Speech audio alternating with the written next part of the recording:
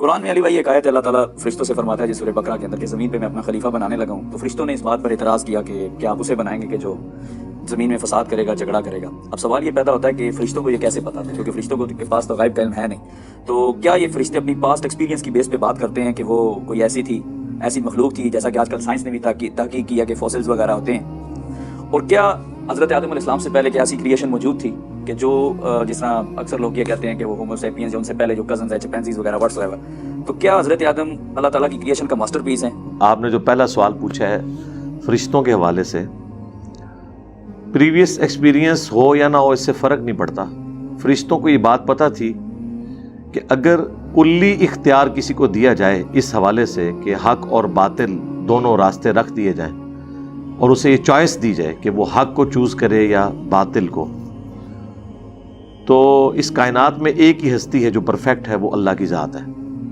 مخلوق جو ہے وہ امپرفیکٹ ہے، تو اس لیے ان کی ججمنٹ کہ اگر تو مخلوق کو یہ اختیار دے گا اچھائی اور برائی میں، تو اس میں خدشہ ہے کہ وہ برائی میں مبتلا ہو جائیں گے، یہ ان کی اسیسمنٹ بالکل درست تھی۔ اس کے لیے کوئی پریویس نالج کی ضرورت نہیں ہے، کیونکہ مخلوق امپرفیکٹ ہے۔ جب آپ اسے اختیار دیں گے کہ یہ اچھائی ہے، یہ برائی ہے، اس سے بھی بڑھ کر آپ اچھائی کو ناگوار رکھ دیں گے اور برائی میں اٹریکشن پیدا کر دیں گے، تو ظاہر ہے اس کا الٹیمیٹ نتیجہ تو یہی ہونا تھا۔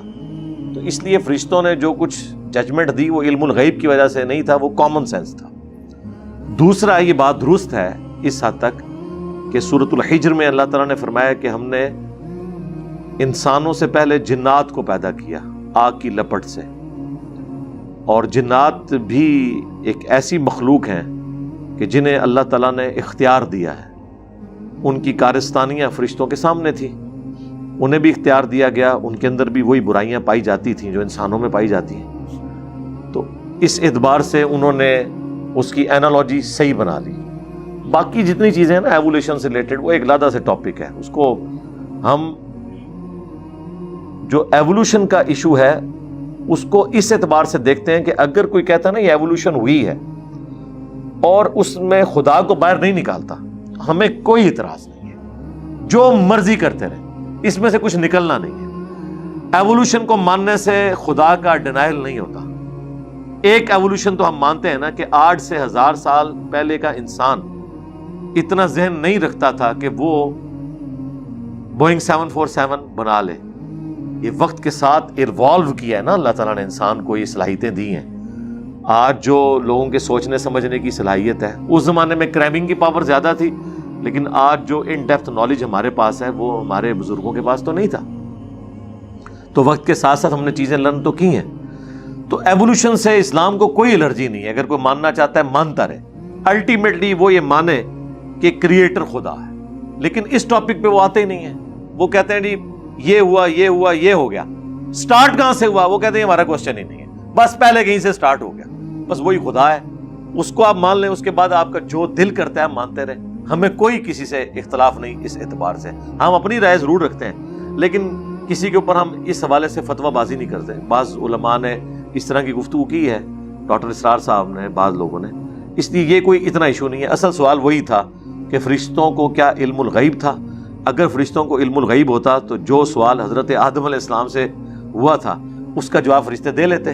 یہ پھکی ہے، اصل مسئلہ تو سوال جو پوچھا گیا تھا ان چیزوں کے نام بتاؤ، تو بتا دیتے فرشتے علم الغیب کے ذریعے۔ اس کا مطلب ہے فرشتوں کے پاس علم الغیب نہیں تھا، اور انہوں نے کہا کہ بس اتنا ہی علم ہے جتنا تو نے ہمیں دیا ہوا ہے۔ یہ ان کی اسیسمنٹ تھی اور بالکل درست ہے۔